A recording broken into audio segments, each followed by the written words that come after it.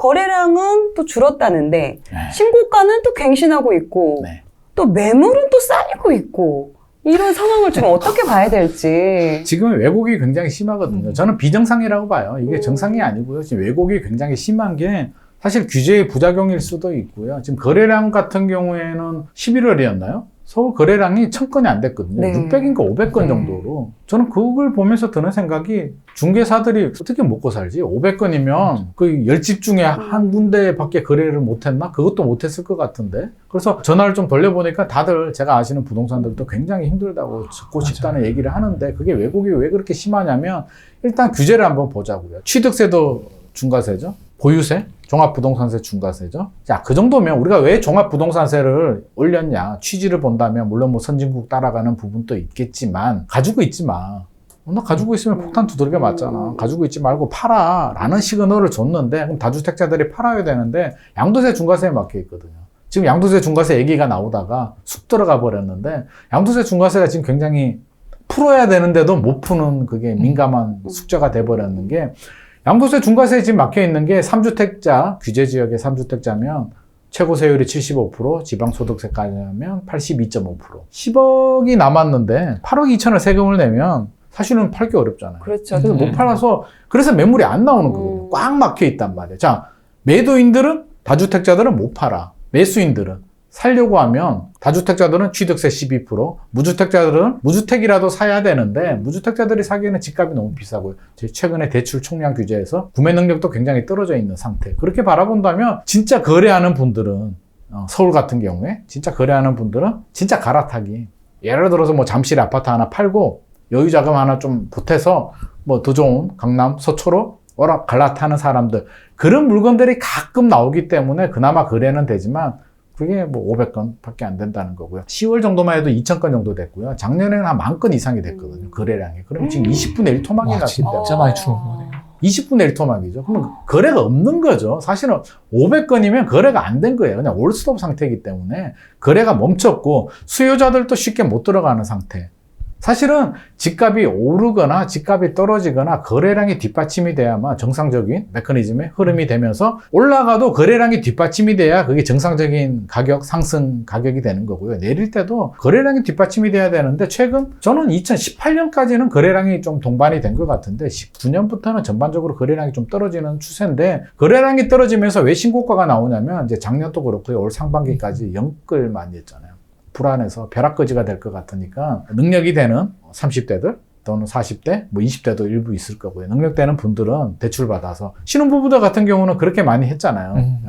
혼인신고 안 하고 둘 다 신용대출 받고 한 사람은 담보대출 받고 한 사람은 세입자로 들어와서 전세자금 대출 받아서 레버리지 풀로 땡겨서 집값의 한 80% 정도 레버리지 일으켜서 이렇게 무리하게 사신 분들이 있고 또 한 부류는 부모님이 조금 능력이 되시는 분들 어차피 내가 집 사주려고 했는데 돌아가는 꼴을 보니 내 자식이 벼락거지가 될 것 같고 어차피 해주기로 한 거 내가 있는 돈 좀 보태서 좀 사주자라고 해서 뭐 서울을 사든 뭐 광명이라든지 수도권 외곽 지역에 그냥 우리 애 이름으로 하나 사주자라고 해서 2030 세대들의 주택 매수 비율이 굉장히 높아졌는데 자 그렇게 바라본다면 이게 수요는 불안해서 좀 뒤받쳐졌어요. 매물은 많이 안 나왔죠. 그래서 신고가 engine 나왔는데 최근에는 이제 거래량이 500건이 얘기는 매수자들도 이제 움츠러들기 시작을 한 거죠. 맞아요. 야, 지금 내가 굳이 이 가격에 따라가야 될까? 좀 지켜보면서 해도 되지 않을까? 많이 오를 것 같지는 않은데 그리고 살 사람들 이미 많이 샀고요. 그리고 이런 외곽 지역들 인천 제가 특정 지역을 비하하는 건 아니지만 인천, 뭐 동두천, 안성 이런 지역들이 원래 수도권에서는 약간 좀 약세 지역이잖아요. 약세 지역인데 이런 지역이 마지막으로 올랐다는 얘기는 저는 약간 뭐라 그럴까 좀 쥐어 짠다는 느낌? 집이 언제 필요하냐면 이제 첫 번째 결혼할 때. 결혼할 때 이 집이란 게 필요하구나. 집이 없으니까 장가가기 힘들고 힘드네. 우리나라는 좀 그런 문화가 있잖아요. 최근에는 이제 그게 많이 없어졌지만 두 번째는 이제 자녀. 괜찮아. 신혼부부 때는 뭐 전세 살아도 되는데 내 자녀가 태어나면 좀 안정적인 주거 환경을 좀 잘 해주고 싶은 게 우리 부모님 마음이잖아요. 그래서 그게 한 40대부터 이제 본격적으로 주택을 구매하는데 최근에 2030 세대들이 거래량이 굉장히 많이 늘어났다는 얘기는 원래 안 사도 되는 분들이 10년 후에 사셔야 되는 분들이 미리 당겨서 선매했다는 느낌이 들거든요. 10년 뒤에 진짜 내가 못 살 수도 있을 것 같다는 생각이 불안. 드니까 맞아, 맞아. 너무 불안. 지금 아니면 내 이 생에 나는 그냥 집이란 걸 못 가질 것 같은 불안감. 근데 친구는 집을 사서 뭐 5억을 벌었대. 제일 열받는 게 우리가 제일 열받는 게 그거잖아요. 가까운 지인하고 맞아요. 비교가 되는 게 맞아요. 내가 낫다라고 생각했는데 어느 날 얘기가 나는데 얘는 집을 산 거야. 3년 전에. 그래서 몇 억을 벌었다라고 하면 그날 그거에 대한 쇼크는 엄청 나거든요. 야, 맞아요. 이거 나는 진짜 인생 뭐지? 다 무너진 듯한 느낌? 제 집 살 때 난 뭐 했지? 막 이런 생각 들 것 같아요. 나는 일은 열심히 했다라고 음. 생각하는데 나 인생 헛살았구나. 상대적인 박탈감, 포모 현상이 생기면서 그래서 많이 샀거든요. 사실은 주변에 눈으로 보여주잖아요. 결과가. 사는 사람들 다 성공했잖아요. 주식 많이 올랐죠. 코인 뭐라도 한 사람도 다 벌었어. 열심히 일한 사람은 월급 빼고는 다 올라버렸기 때문에 그 상대적인 박탈감이 커서 작년 올해 많이 쥐어짠 느낌. 쥐어짜려다 보니까 자 사람도 쥐어짜지만 쥐어짜서 2030 세대들이 투자를 많이 했지만 지역들도 쥐어짤 수 있는 지역들이 뻔하거든요. 수도권 외곽 지역들. 최근에 상승률을 보면 그 지역들이에요. 그나마 접근할 수 있는 지역들. 지방. 수도권이 안 되면 수도권 외곽 지역이 안 되면 지방으로 가는데 이 현상은 조금 더 지속이 될 것 같지만 그렇게 바라본다면 전체적으로 저는 수요층은 좀 굉장히 좀 얇아졌다. 과거보다. 물론 이전에 지금도 비해서? 나만이 있겠지만 더 투자하고 싶은 분들도 있겠지만 최근에는 저는 만나보면 다주택자들 중에 더 사고 싶다는 분은 좀 많지는 않은 것 같아요. 그냥 좀 지켜보면서 리스크 관리를 어떻게 하고 똘똘한 한 채로 갈아탈까? 뭐 이런 생각을 가지지 내가 지금 5채가 있는데 예를 들어서 5채가 있는데 하나 더 사야겠다 그냥 공격하겠다는 지금이 분은 기회야 아마 이러지는 않는. 그렇지는 않은 것 같아요. 그렇지는 않고 그냥 지방에 소형 아파트 있으면 그렇죠? 뭐 그렇게 임대사업자 낼 수 있고 소형 아파트 저가 무인물이 있으면 그 정도야 리스크가 크지 않으니까 좀 더 하겠지만 어느 정도 가격대가 올라간 물건에 대해서는 좀 관망세가 이어지고 있기 때문에 당분간 이런 흐름은 좀 지속이 될 것 같고요. 좀 안타까운 생각도 들고 조금 더 쉬어가야 될 타이밍이 서서히 다가오고 있는 건 분명한 사실인 것 같습니다. 실제로 분위기가 많이 바뀌었다고 느낀 게 얼마 전에도 거래량은 줄었어요. 거래량은 없어도 신고가 제법 많이 나왔거든요. 최근에는 신고가도 나오지만 하락거래도 나와요. 맞아요. 네. 금매도 거래가 그렇죠. 되고 이러다 금매도 보니까 나오고 네. 지역마다 편차는 있겠지만 네. 무조건 거래는 없는데 신고가만 나온다는 아니기 때문에 맞아요. 우리가 이런 지표를 물론 이게 일시적인 현상일 수도 있겠죠. 뭐 내년에 또 반등할 수도 있겠지만 좀 예의주시해야 된다. 뭔가 좀 달라졌다. 분위기가 달라지고 색깔이 좀 달라졌다는 점은 좀 인지를 하고 있어야 될 것 같습니다. 그럼 지금 바로 이렇게 뭐 하락이 시작되진 않을 거라고 이제 좀 그렇게 말씀하셨는데 생각하진 않아요. 그거 좀 더 지켜보다가 만약에 이런 부동산 가격이 이렇게 폭락하게 되면 이 또한 돈을 벌 또 다른 기회로 생각하는 것도 필요하다라고 말씀을 하셨다고 들었습니다. 이론적으로는 그렇죠. 우리가 이론과 현실은 다르잖아요. 이론과 현실은 분명히 다르잖아요. 다르죠. 현실을 좀 접목시켜서 말씀해 주시겠어요? 이론적으로는 맞지. 위기가 기회잖아요. 하이 리스크 하이 리턴 이거 위기가 기회고. 근데 다 좋지. 동지가 그러면 자 어렵긴 우리가 해요. 타임머신을 타고 돌아가 보자고요. 1998년도 IMF 금융위기가 터졌을 때 왜 투자 못했냐? 그때는 몰랐지. 우리가 경제 위기를 안 겪었으니까 좋아 몰랐다고 치자고. 그럼 2008년도로 다시 가보자고요. 10년 후에 글로벌 금융위기가 터졌을 때 한 6개월 만에 쭉 떨어졌잖아요. 그때는 왜 투자를 안 했냐라고 하면 10년 전에 IMF 경험했는데 또 못했잖아요. 2011, 12년도는 또 왜 안 했을까? 그때는 경제 위기가 아니라도 떨어졌잖아요. 그때는 왜 안 했을까? 그 세 가지 공통점이 뭐냐면 두려움이거든요. 우리가 두려움이 있을 때 떨어지는 칼날은 잡는 게 아니잖아요. 떨어지는 칼날은 원래 투자 원칙적으로도요. 빼야지. 칼날 잡으면 어떻게 돼요? 배요. 손패죠. 무림의 고수들이나 손잡이 딱 잡지. 보통 우리 같은 사람은 잡다 그냥 나가잖아요. 손 다 피보죠. 피나죠. 피보기 때문에 땅에 떨어질 때까지 기다렸다가 바닥을 확인하고 들어가는 게 원래 투자 원칙이고요. 이론적으로는 뭐 떨어질 때 들어간다라고 하는데 좀 지극히 이론적인, 좀 더 현실적으로 예를 들어보자고요. 그런 질문을 제가 많이 받거든요. 분위기가 조금 달라졌으니까 하나 있는 집을 팔고 무주택으로 있다가 한 3년 후에 뭐 떨어질 것 같아.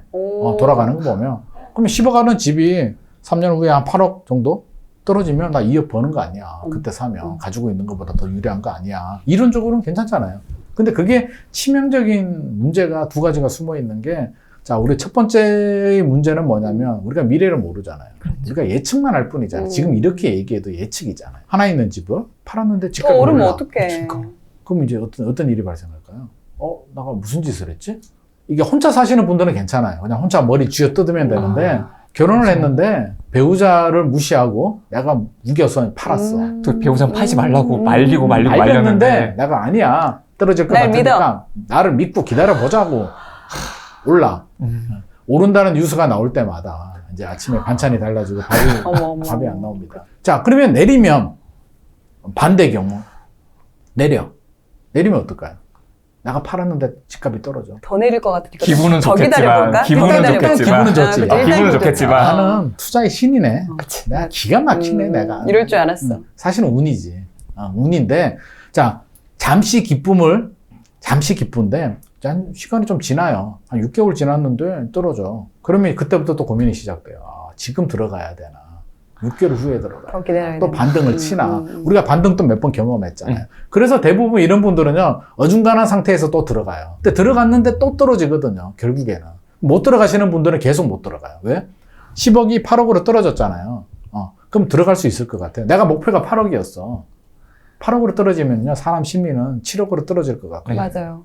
그럼 또 기다려. 7억까지 갔잖아요? 또 못 사. 그럼 또 더 떨어질 것 같거든. 그래서 바닥을 계속 잡고 기다리다가 6억 5천까지 떨어졌다가 7억으로 다시 반등하잖아요? 그럼 또 못 사. 왜? 일주일 전에 6억 5천이었는데. 가격을 아니까. 나 7억 주고 어떻게 사? 좀만 더 기다려보면 6억 5천 갈 거야. 7억 5천 가잖아요. 나 어떡하지? 막 이런 경우들이 굉장히 많았어요. 그래서 실질적으로 그게 굉장히 어려운 컨트롤이에요. 여기서 타이밍을 보고 시장 흐름을 예측을 하고 불확실성에 대해서 우리가 베팅을 한다는 게 굉장히 어렵기 때문에 말은 뭐 무릎에 사서 어깨에 팔아라고 하는데 굉장히 어려운 전략이에요. 그래서 저는 하나 있는 사람들 있잖아요. 네. 하나 있는 사람이 1주택자인 분들. 팔고 무주택으로 있다가 뭐 사고 하는 거는 와, 그거 진짜 어려워요. 그거 하지 마세요. 확률적으로 스트레스가 더 많고요. 성공 확률이 굉장히 낮습니다. 제 주변에 그렇게 해서 성공하신 분을 제가 못 봤습니다. 파신 분은 있는데 다시 들어가는 게 진입하는 게 굉장히 어렵고요. 내가 팔았는 집보다 더 좋은 집 들어가기 더 어려워요. 그냥 집 하나는 보험이라고 생각하는 게 좋아요. 우리가 보험 들잖아요. 자동차 보험도 그렇고 좀 짜증나죠. 보험금 낼 때는 짜증나. 나 차 사고 나 무사고 나가 10년인데 매년 내야 되는데도 왜 우리가 할까요? 만에 하나 그런 일이 생길 수도 있잖아요. 집 하나 잘 살고 있다, 집 하나 가지고 있다는 얘기는 인플레이션 방어를 한다는 얘기거든요. 장기적으로 우상향 했잖아요. 지난 40년, 50년 동안. 장기적으로 우상향 했기 때문에 그 50년간의 백데이터를 무시할 수는 없어요. 그래서 1주택을 잘 내가 전세를 주든, 우리 가족이 거주를 하든, 1주택 가지고 가서 인플레이션 방어는 해야 되잖아요. 무주택자는 인플레이션 방어를 못 하잖아요. 지금 전세 10억 원인데, 10년이 지나면 전세 실질 화폐 가치가 한 7억 4천만 원 정도로 떨어진단 말이에요. 그럼 10억에 전세 살고 있으면 숫자는 10억 원인데 실질적으로 가치는 7억 4천만 원. 내가 집을 하나 가지고 있다라고 하면 중간에 좀 하락이 있거나 침체가 있을 수는 있지만 10년 정도 본다면 한 15억 정도? 뭐 2배, 3배 안 가더라도 15억 정도 가는 게 일반적이거든요. 그렇게 바라본다면 자산 차이가 상당히 벌어지잖아요.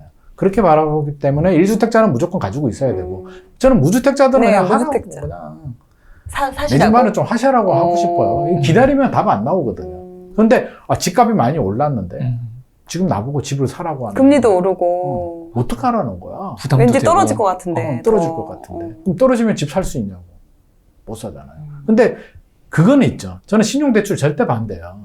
그러면은 신용대출까지 땡겨서 집을 사는 거는 반대다. 그거는 이제 상승기 때. 회복기나 상승기 때. 그러니까 2015년, 16년, 17년, 18년 때는 신용대출 좀 땡겨도 괜찮아요. 좀 약간 공격적인 레버리지를 해도 되는데 지금 여러 가지 징조가 좀 안 좋잖아요. 색깔이 서서히 변하고 있단 말이에요. 금리도 오를 이런 수 상황에서 있고. 신용대출까지 받아버리게 되면 우리가 리스크 관리하기가 상당히 어려워집니다. 그래서 저는 리스크 관리, 제가 생각하는 리스크 관리는 3년이거든요. 3년은 대출 이자를 많이 내더라도 일단 버티자. 우리가 버티는 사람한테 다 기회가 온다. 적어도 아파트. 우리가 지금 아파트 이야기하고. 네네. 상가는 달라요. 상가는 한번 잘못 투자하면은요, 10년이 지나도 회복 안 돼요.